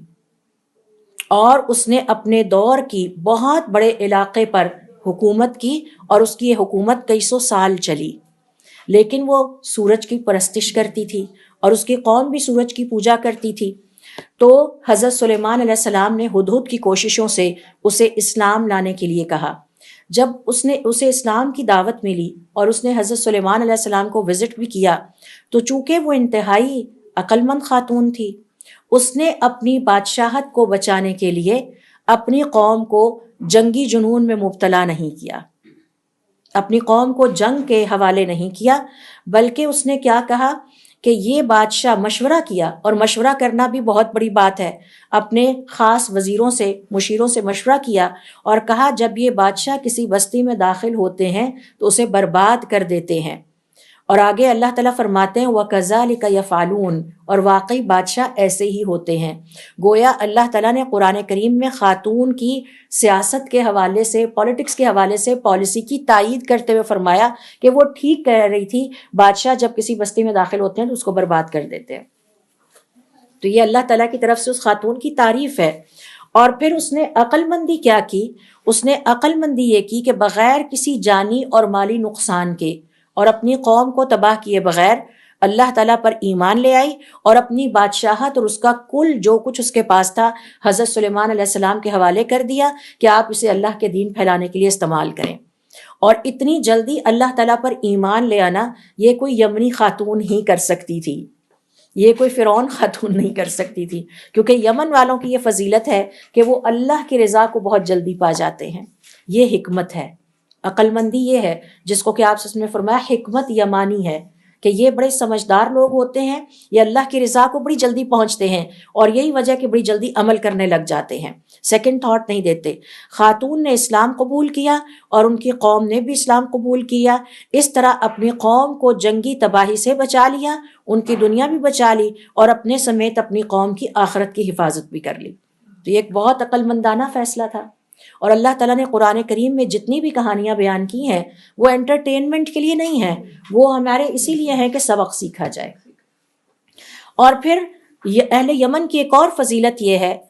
کہ حضور اکرم صلی اللہ علیہ وسلم کے پیغام کو، جیسے ملکہ سبا نے حضرت سلیمان علیہ السلام کے پیغام کو بہت جلد قبول کیا، اس روئے زمین پر جتنی بھی قومیں تھیں حضور اکرم صلی اللہ علیہ وسلم کے پیغام کو انہوں نے بہت مشکل سے قبول کیا، ٹائم لیا، کئی جگہ تو جنگیں کرنی پڑیں، جہاد ہوئے، غزوات ہوئے، لیکن یمن والوں نے بہت آسانی کے ساتھ بغیر کسی مشقت کے بہت جلد اسلام قبول کر لیا۔ تو یہ بھی یمن والوں کو ایک فضیلت حاصل ہے کہ اور بغیر کسی دنیاوی لالچ کے، یعنی ملکہ سبا کی مثال بھی دیکھ لیجئے کہ جو کچھ اس کے پاس ہے وہ اس نے سارا اٹھا کے حضرت سلیمان علیہ السلام کے حوالے کر دیا کہ آپ اس کو اللہ کے دین کے لیے استعمال کر لیجئے، اور خود اللہ تعالیٰ کے دین پر چل نکلی۔ تو بغیر کسی دنیاوی لالچ کے اللہ رب العزت کے دین پر عمل کرنا اور اللہ تعالیٰ کے حکم پر عمل کرنا، یہ یمنی قوم کا بہت پرانا وتیرہ ہے، اور ہم نے ان کی ہسٹری سٹارٹ کی تھی حضرت ابراہیم علیہ السلام کے زمانے سے، اور پھر طباء کی مثال آپ نے دیکھی، اور حضور اکرم صلی اللہ علیہ وسلم کے کبار صحابہ کرام کی مثالیں آپ نے دیکھی۔ اسی طرح سے یمن والوں کی ایک فضیلت یہ ہے، قیامت والے دن حضور اکرم صلی اللہ علیہ وسلم کے حوض پر یہ امت کا دوسرا گروہ ہوں گے جن کو کہ پانی پلایا جائے گا، اور ان کی خاطر آپ صلی اللہ علیہ وسلم امت کے باقی افراد کو پیچھے دھکیلیں گے اور ان کو آگے کریں گے کہ پہلے تم آؤ۔ اور آپ صلی اللہ علیہ وسلم کی حدیث ہے، انی لبعقر حوضی، میں اپنے حوض کے پاس کھڑا ہوں گا، ازود الناس لاہل الیمن، میں یمنیوں کو آگے کرنے کے لیے باقی لوگوں کو پیچھے کر رہا ہوں گا، اضرب بعصائی، میں اپنے عصا کو اس زمین پر ماروں گا، حتی یرفض علیہم، یہاں تک کہ پانی پھوٹ کر ان کے اوپر بہہ نکلے گا، پانی ان تک پہنچ جائے گا۔ تو پہلے یہ سیراب ہوں گے، ہم سب اللہ تعالیٰ ہمیں توفیق عطا فرمائے کہ ہم اس کامیابی کے درجے تک پہنچنے کے قابل عمل کر سکیں۔ باقی سارے لوگ بیٹھے بھی انتظار کریں گے کھڑے ہو کے کہ پہلے یمنی انٹرٹین ہو جائیں، پھر باقیوں کو ان کا جو ہے وہ حصہ ملے گا۔ پھر اسی طرح سے اہل یمن کی ایک اور فضیلت یہ ہے کہ آپ صلی اللہ علیہ وسلم نے اپنی ایک حدیث میں فرمایا، بلکہ کئی احادیث ہیں، ان میں سے ایک ہے جسے طبرانی نے روایت کیا ہے کہ اہل یمن اس روئے زمین پر بہترین انسان ہے۔ اب ہم پیچھے کتنی مثالیں سیکھ آئے ہیں اور پڑھ آئے ہیں کہ ان کے اندر کتنی خیر ہے۔ اور بہترین انسان کون ہوتے ہیں؟ جو اللہ تعالیٰ کی رضا کو سب سے پہلے پا جائیں، جو اللہ تعالیٰ کی اطاعت گزاری سب سے پہلے کرنے کی کوشش کریں، جو نیکی کے کاموں اور دین کے علم کو حاصل کرنے کا لالچ رکھتے ہوں، یہ بہترین انسان ہے۔ پھر اسی طرح سے اہل یمن کی ایک اور فضیلت یہ ہے جو کہ حضور اکرم صلی اللہ علیہ وسلم کی احادیث سے پتہ چلتی ہے، اور اسی پر انشاءاللہ ہم آج کا سیشن اینڈ کریں گے کہ آپ صلی اللہ علیہ وسلم صحیح بخاری اور صحیح مسلم کی روایت کے مطابق اپنے صحابہ کرام کے ساتھ بیٹھے ہوئے تھے کہ آپ نے دعا کی، اللہم بارک لنا فی شامنا، اے اللہ تعالیٰ ہمارے شام میں برکت عطا فرما، اللہم بارک لنا فی یمننا، اے اللہ تعالیٰ ہمارے یمن میں برکت عطا فرما۔ تو کچھ صحابہ کرام نے بیچ میں سے پوچھا، وفی نجدنا، اور ہمارے نجد کی بھی تو بات کریں کہ ہمارے نجد میں برکت عطا فرمائے۔ حضور اکرم صلی اللہ علیہ وسلم نے پھر فرمایا، اللہم بارک لنا فی شامنا واللہم بارک لنا فی یمننا، دوبارہ یہی الفاظ دہرائے۔ قالوا یا رسول اللہ وفی نجدنا، تو اپنے نجد کے لیے بھی تو دعا کریں۔ آپ سے نے فرمایا تیسری دفعہ، ہناک الزلازل، یہاں بہت بڑے زلزلے آئیں گے، والفتن، بہت بڑے فتنے ظاہر ہوں گے، وَبِهَا يَطْلُعُ قَرْنَ الشَّيْطَانِ، اور نجد ہی کی طرف تو شیطان کے سینگ طلوع ہوتے ہیں۔ اب اس کا کیا مطلب ہے اور اس حدیث کی تشریح کیا ہے؟ اس حدیث کی تشریح علماء کرام یہ بیان کرتے ہیں کہ آپ صلی اللہ علیہ وسلم کی اس حدیث کا مطلب یہ ہے، نجد سے مراد یہاں نجد کا علاقہ نہ لیا جائے۔ جس وقت آپ صلی اللہ علیہ وسلم یہ حدیث بیان کر رہے تھے، آپ اپنے ممبر پہ تھے، آپ نے اپنے ممبر کے دائیں طرف اشارہ کر کے فرمایا کہ یہاں سے زلزلے اور یہاں سے بڑے فتنے آئیں گے اور یہاں پر شیطان کے سینگ طلوع ہوتے ہیں۔ تو علماء کرام کا یہ کہنا ہے نجد سے مراد مشرق کے اس وقت کے زمانے کے تمام اونچے علاقے ہیں، جن میں مضر اور ربیہ کے قبیلے بھی شامل ہیں، جن میں شر اور بے وفائی کا ذکر آپ نے فرمایا، اور اس کے بعد یہ عراق تک جتنے علاقے ہیں یہ سارا علاقہ نجد یعنی اونچا علاقہ کہلاتا ہے۔ یہاں نجد سے مراد وہ نام نجد نہ سمجھیں، نجد سے مراد لغوی معنی ہے، لٹرل میننگز ہے کہ یہ جو اونچا علاقہ ہے سارا عراق کی طرف۔ تو اس حوالے سے علماء کرام کا یہ کہنا ہے کہ آپ سب نے فرمایا فتنہ ادھر سے آئے گا، اور اپنے ہاتھ سے مشرق کے علاقے کی طرف اشارہ کیا اور فرمایا یہاں سے شیطان کے دونوں سینگ نکلتے ہیں، طلوع ہوتے ہیں۔ شیطان کے سینگ سے مراد یہاں بہت بڑا فتنہ ہے، اور بہت بڑے فتنے رونما ہوئے اس مشرقی علاقے کی طرف، جن میں سب سے بڑا فتنہ جس نے امت مسلمہ کو آج تک مشکلات میں گھیر رکھا ہے وہ شہادت حسین رضی اللہ تعالیٰ عنہ ہے، اور وہ سرزمین عراق پر جو کہ مدینہ کے مشرقی علاقہ کہلاتا ہے وہاں پر رونما ہوا۔ اسی طرح سے اس سے پہلے حضرت عثمان بن عفان کی شہادت کی منصوبہ بندی بھی سرزمین عراق پر کی گئی تھی۔ تو یہ بہت بڑا زلزلہ تھا، یہاں فتنے سے مراد زلزلہ جس نے امت مسلمہ کو ایک دفعہ ہلا کر رکھ دیا، وہ بھی وہاں سے ہوا۔ اور شیطان کو کیوں کہا کہ اس کے سینگ وہاں سے طلوع ہوتے ہیں؟ کیونکہ جب سورج طلوع ہوتا ہے تو شیطان اس وقت اپنا سر سورج پر رکھ دیتا ہے تاکہ سورج کی پوجا کرنے والوں کا سجدہ شیطان کو حاصل ہو جائے۔ یہی وجہ ہے کہ ہم مسلمانوں کو جس وقت طلوع آفتاب کا وقت ہوتا ہے اس وقت عبادت کرنے، رکوع کرنے اور سجدہ کرنے سے روکا گیا ہے، تاکہ شیطان کی اس حرکت میں ہم اس کو ناکام بنا سکیں۔ تو یہ وہ اس کی تشریح ہے جو کہ علماء کرام بیان کرتے ہیں۔ پھر اسی طرح سے ان کا کہنا ہے کہ مدینہ کے پورب کی طرف سے عراق، ایران وغیرہ کے ممالک ہیں، اور ان ممالک میں بہت سارے فتنے واقع ہوئے، اور ہم سب جانتے ہیں آج بھی عراق ایک شورش زدہ جگہ ہے۔ ایران کے حوالے سے بھی جو تحفظات یا کنسرن ہے امت مسلمہ کو وہ سب جانتے ہیں۔ تاتاریوں کا فتنہ بھی انہی علاقوں سے پیدا ہوا جنہوں نے اسلامی ملکوں کو تباہ کر کے رکھ دیا، اور تمام فتنوں کی بنیاد حضرت عثمان رضی اللہ تعالیٰ عنہ کی شہادت ہے جس کی منصوبہ بندی سرزمین عراق پر کی گئی تھی۔ تو یہ ہے نجد سے مراد۔ نجد سے مراد وہ نجد نہیں ہے جو نام ایک وہاں پایا جاتا ہے۔ بعض اوقات آپ کو پتہ ہے 2-3 علاقوں کے نام ایک جیسے ہوتے ہیں، جیسے ساہیوال ایک یہ بھی ہے، ساہیوال ایک اور بھی ہے، تو پھر سوال کرنے والے پوچھتے ہیں کون سے والے ساہیوال کی آپ بات کر رہے ہیں؟ تو یہاں نجد سے مراد وہ اونچے علاقے ہیں جو مدینہ کے مشرق میں واقع ہیں، اور آپ نے ان کے بارے میں بات کی۔ تو یہ میں آپ سے حدیث شیئر کر رہی تھی حضور اکرم صلی اللہ علیہ وسلم کی، کہ جس میں آپ نے یمن والوں کی برکت کے لیے خاص طور پر دعا کی، اور ہم مسلمانوں کو آگاہ کیا کہ یہاں سے جو فتنے نکلیں گے ان کے حوالے سے آپ کو پہلے سے پتہ ہونا چاہیے تاکہ ان فتنوں سے آپ اپنے آپ کو بچا سکیں۔ تو آج کے سیشن کو ہم یہی اینڈ کرتے ہیں۔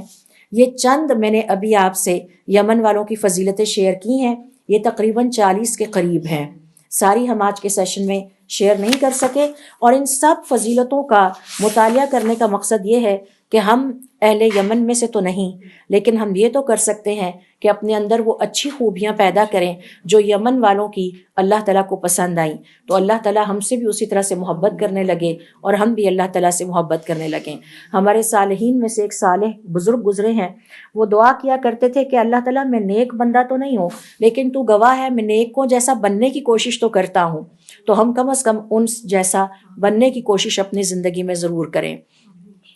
اللہ رب العزت سے دعا ہے کہ اللہ تعالیٰ ہمیں دین کا علم سیکھنے اور اس پر عمل کرنے کی توفیق عطا فرمائے، اور پھر اس پیغام کو عام کرنے کی توفیق عطا فرمائے۔ سبحانک اللہم و بحمدک، اشہد ان لا الہ الا انت، استغفرک و اتوب الیک۔